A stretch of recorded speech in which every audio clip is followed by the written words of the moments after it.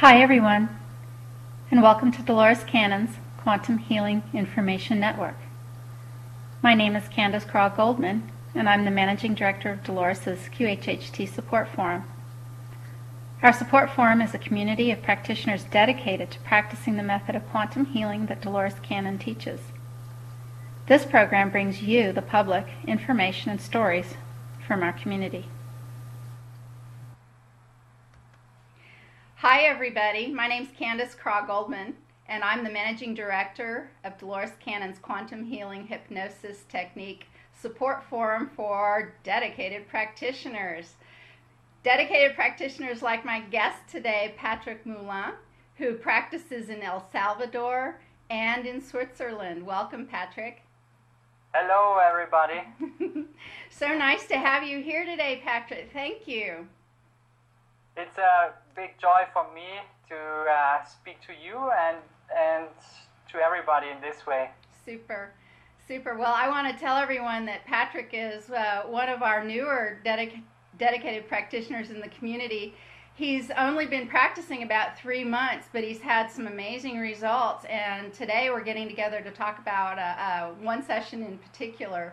But I just wanted to mention this fact that, Patrick's he took the first class, level 1 with Dolores last year, which is November 2012.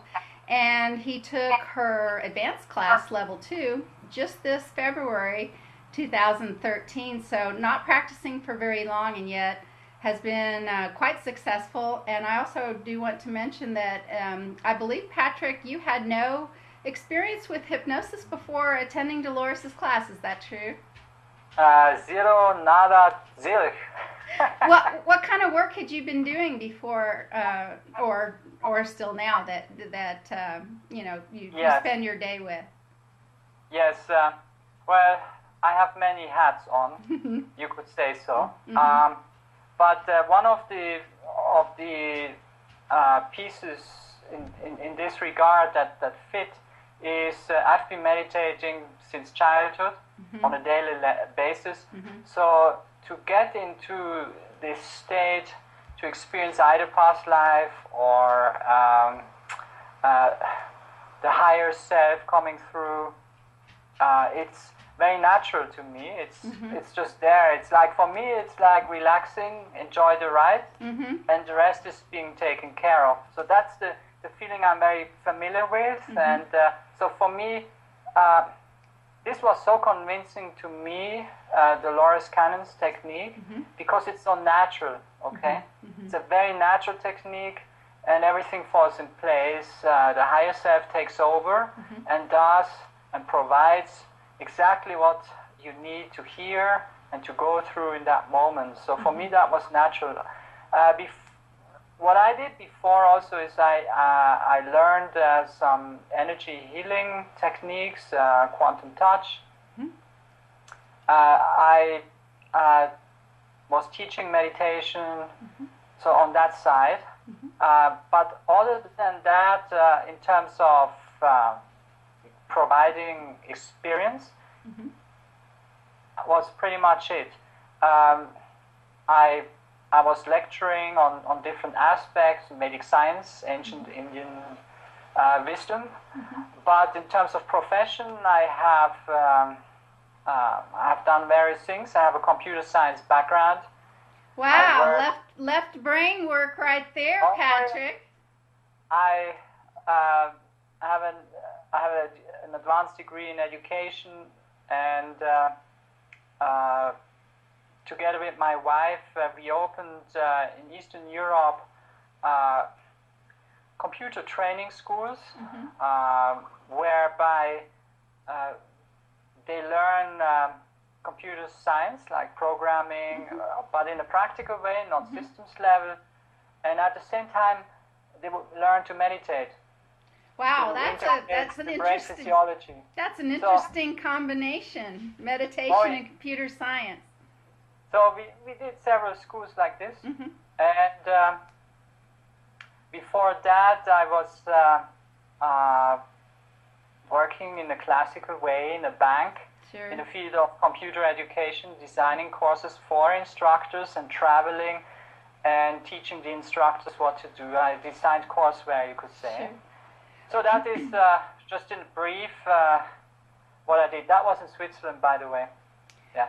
Okay, well, let's talk about your session. The session that Patrick's going to talk about today happened in the level 2 class that actually I was there in February there in Arkansas helping Dolores teach the class. And in Dolores's level 2 classes, practitioners do sessions on each other to help grow their professionalism and their skills using this method. And so it was during one of these sessions that you were having with another practitioner that you were the client and you were being hypnotized, and you had a very, very interesting experience, and I was hoping you would tell us about it.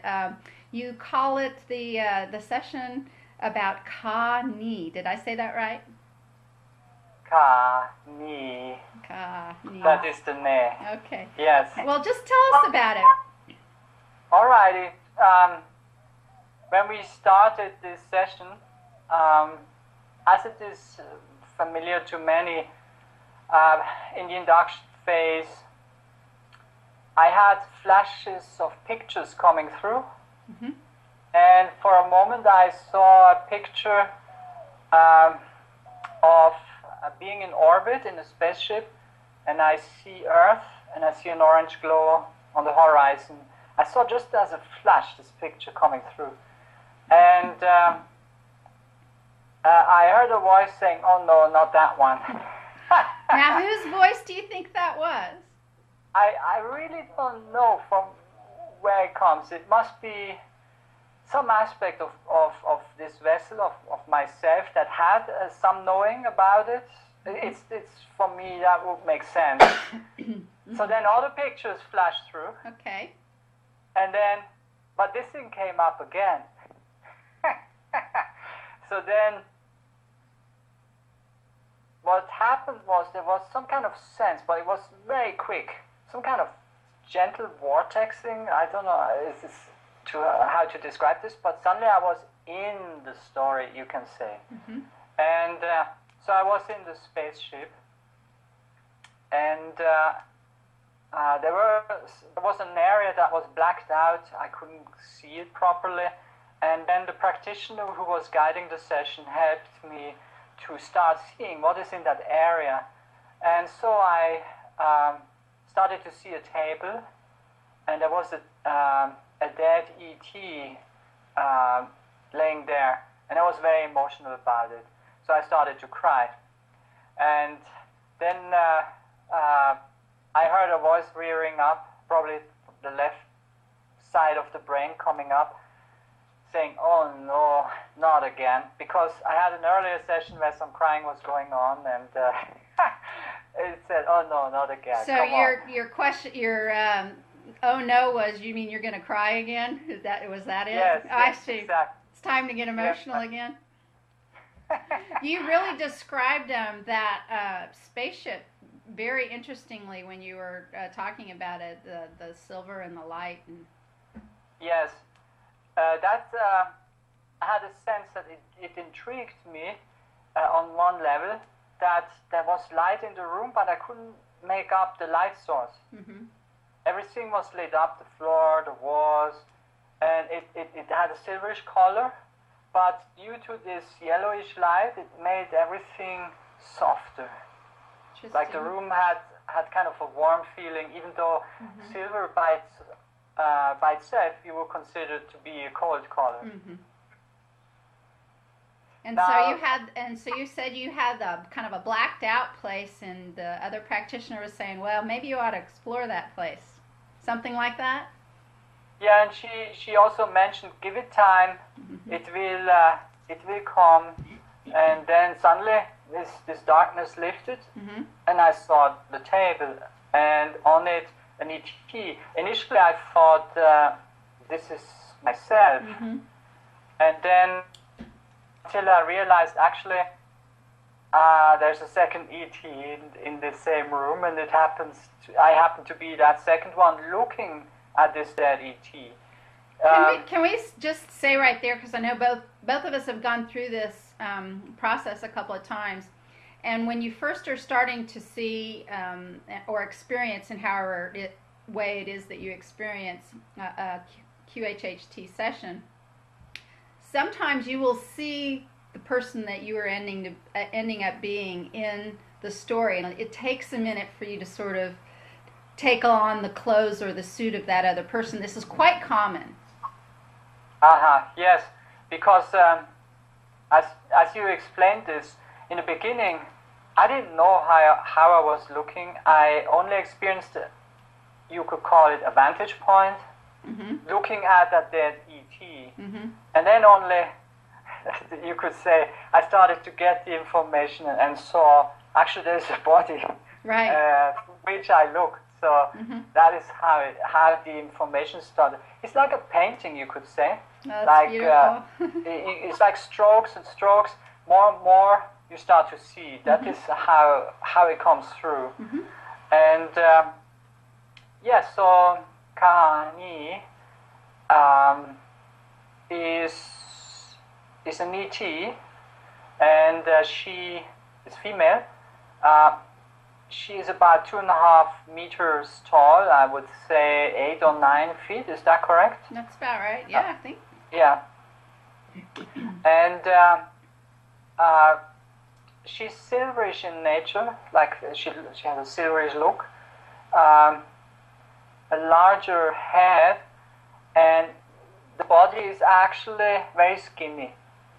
And she's surrounded by a glow of light.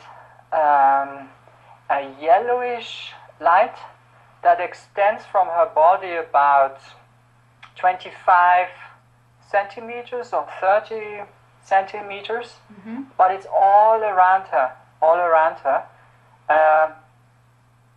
and thereby obfuscating a bit her actual shape.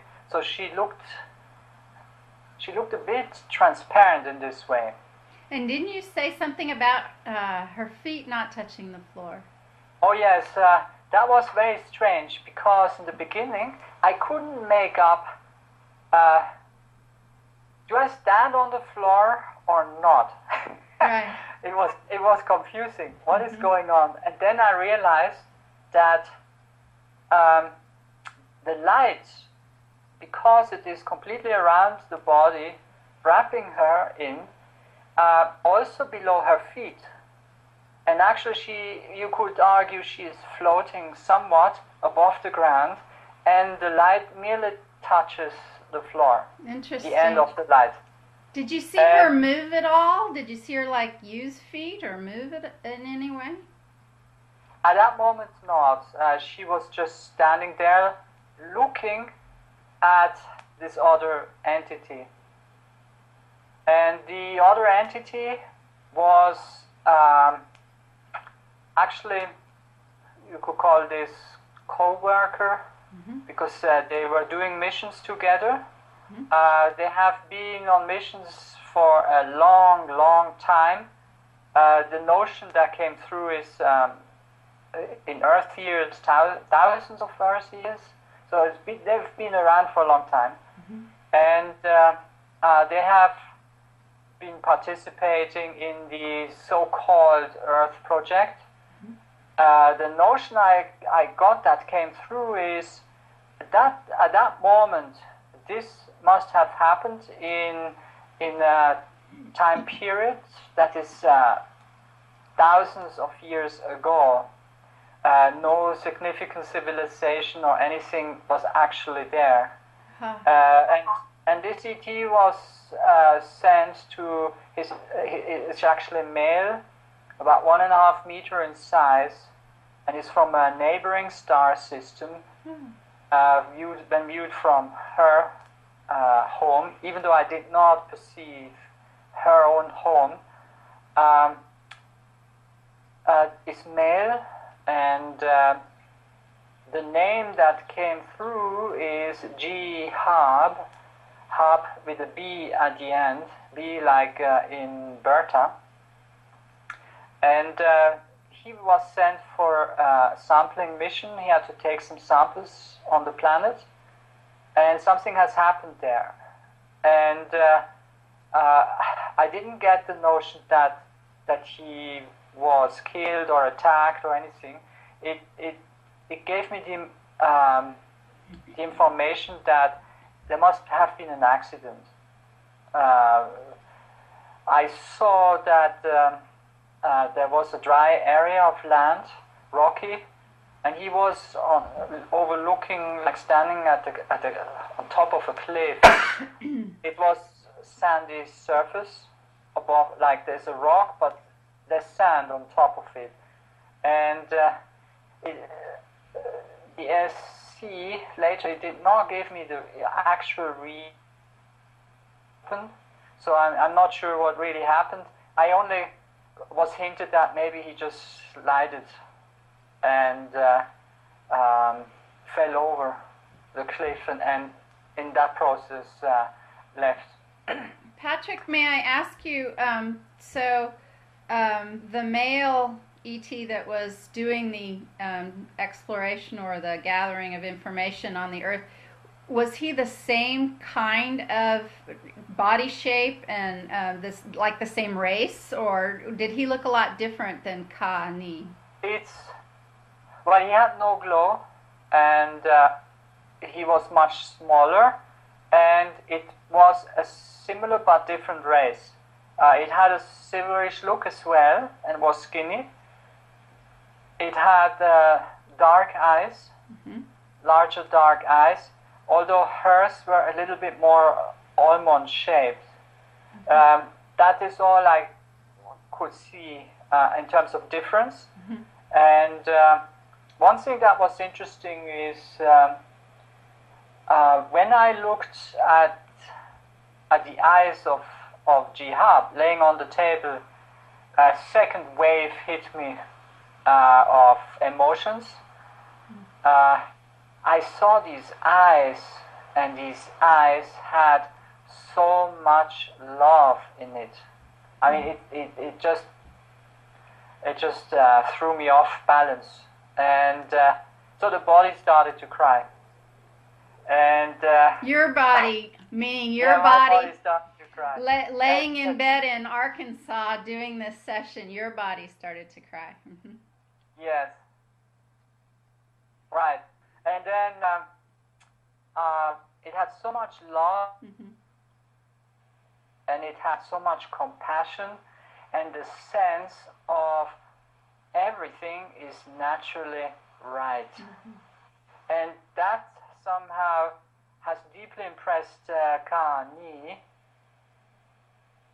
and the desire was born to actually come and incarnate on Earth. You mean from Connie at that point? From Connie. I understand. This look in the eyes was actually a gift from this Jihad as he left the body. It was a gift to her. She is, like, her race is not very emotional, but that look left her with a desire to experience that more. To experience emotion more. Yes, and particularly higher levels emotions, because it's the state of unity, and a state of unity experienced with through the human body. If it's experienced through the human body, it's a much more intense emotional state that you experience, and it wanted to experience that and share that experience. That is what was coming from there. Interesting. One thing that was interesting is the practitioner who guided the session asked, what happens to the body of Jihad if I was going to do something with it? I mean, Connie. And then Connie said, nothing, because it will dissolve into light. Wow. So, wow, that's pretty cool. So was that something you could stay and watch, or what happened at that point? Well, I didn't see that anymore. And then from there on, the practitioner started to ask more questions to Connie about different aspects of this and that. And Connie was very willing to give answers. And then the time was up, and the practitioner then called the subconscious. But maybe one or two bits and pieces we can share here. Sure. One was about information. It did say that information does not travel. Information is available at every point in creation, and all you need to do is to open to that information field, to open to that particular frequency state, and then you will experience the information that is contained in that information field automatically. And in terms of the human vessel, it is experienced as if information comes to you or shoots forth to you. You're not seeking it out, it just comes to you. But actually, it's a mere opening up to that field and associated information to that field that like is part of it. It just is available to you, and that's it. Do you have a sense at all of how, I know that's a big question, but I'm going to ask it anyway, Patrick. Do you have a sense at all, to our listeners, our viewers, anyone who's interested in this kind of stuff, how do you open yourself up to those higher information fields? I'm going to guess you might say meditation in there somewhere. Well, since I've been meditating since childhood, it's always been there with me, and I feel at home with it, you can say. And what is so fascinating with the Dolores Cann technique, it feels to me as if it opened a box. Like throughout the day, suddenly it's like to get in contact with the higher self. It's now so frequent, so regularly happening during the day, or it's like this intuitive voice or this intuitive source. You perceive it much more clearly. So in this regard, I would say that anybody who is getting exposed to the experience of getting a session will start this process of becoming more accustomed, more attuned to get into contact with the higher self, very naturally. So, and don't you think that this is happening more and more, especially since we went through the December 2012 and that the energies are increasing? It's increasing rapidly. People become much more sensitive to this type of information. People start to go more by their feelings, by their sense of what is right and wrong. The time is really accelerating, and I think also it is accelerating, like this acceleration is experienced in the practitioners as well. Absolutely. Many report exactly the same. That's really great. So we were going to touch on, I guess, something. What else did you learn from Connie? Then you said it. She talked about information fields and something else you thought maybe you wanted to share. Yes. It told me about the transition. This transition that is occurring right now. Meaning on Earth? Yes, this Earth project. What happens is that once the transition is completed from the third dimensional realm to the fourth or fifth, these are just labelings. Right. What happens is that the memory of being connected to the oneness of life will be present in the people. So the forgetting stops or has stopped after transition. People will remember. And this is also the point when you stop incarnating, meaning incarnations will not occur anymore. And that this process is a one-way ticket, so to speak. Mm-hmm. It's an irreversible process. Mm-hmm. So once one has gone through the transition, you cannot fall back. Mm-hmm. There may be as part of the transition where you are neither here nor there, where you might go back and forth as a part of the accustomization process of the physiology. But once you have made the step, there's no way of turning back. You cannot forget again. That's really beautiful. And it said that all that are still on this planet will make it. That's a really wonderful message to give people, Patrick. Thank you. Yes. Is there anything else you want to share about the session, the SC part, or anything else that you'd like for us to know? Yes. Of course, I did have, in an earlier session, an experience where it was explained to me why am I here, but it was more like the first part of the answer, and Connie was the second part of the answer. Okay. The first part is more related to how actually I came into this universe or realm, and the second part is it wanted to show me the moment when... May I interrupt you? Did you say Orion? Or No, I didn't. Okay. No, how you came into this universe, forgive me, I thought that you mentioned that and I missed a part. Go ahead. Actually, in that first session, it's the Pleiades. Okay. But the practitioner did not ask which planet or which star, because there are several stars there. Sure. Mm-hmm. It did not say, but I think it's not that important either. Mm-hmm. And then from there, in the second session, it shows me how actually I came here on this earth. That was the tipping point with the experience that Connie had. Now, coming back to this other thing about time, is this happening in the past, or is it in the present, or what? Mm-hmm. It's a higher dimensional question. And I get the notion, on one hand, you can say, yes, this was very much in the past, but at the same time, it is occurring at the same time as well. And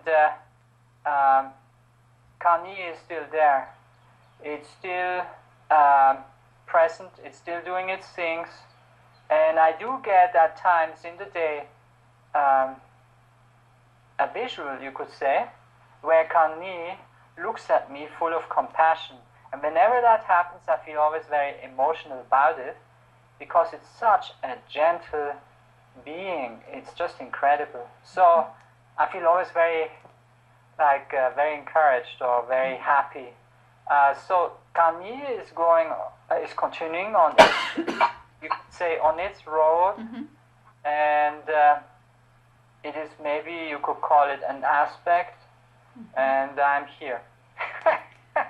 That's a really great way of describing it. And didn't you say too, one of the reasons that she decided to try, a human life was because of the extreme range of emotions that we are capable of. I think that's an important kind of fact to mention, that this is something that we as quantum healing hypnosis practitioners find very often in our sessions when we manage to communicate with other races, other beings, that our level of emotions as humans is quite spectacular in its depth. Yes. Forgive me. And so there's much learning that goes along with those emotions, and there's also much learning in learning how to control them. It's not so much controlling, but it's more learning to resonate at higher vibrational states. So controlling your mind to be able to go to a certain higher emotional state, perhaps, is a better way of putting it. because emotions are an expression of the source. And there is only one thing in the source that you could say is really there, and that is its true nature, which is bliss. Now, emotions, it's like in the human vessel, it's described as emotions, and degrees of bliss or intensity of bliss are experienced as shades of emotion. And hate, by the way, is part of that. It's a very low vibrating state of emotion. However, it's the same energy, and through the human experience we call it love. So there's nothing else as love but vibrating at different states, and we call it then this emotion or that emotion or this or that, but there's just one energy, and it's called love, experienced through the vessel at different degrees of intensity. Patrick, what a beautiful way to put it, and I think that's a great way to end this interview today about your wonderful session with Connie. Thank you so much for being here. So we said that you and your wife practice in Switzerland and in El Salvador. Can you give our listeners a way to contact you? Yes. First is through the Dolores Cannon page, where practitioners are listed. There, our information is listed in both countries, either El Salvador or Switzerland. So that's one way to contact us. And we have a website as well, and this website is called livingonenessremembered.com. livingonenessremembered.com. It's a long name, and I asked once the higher self about that, and it said, it's a bit a long name, but it has its charm.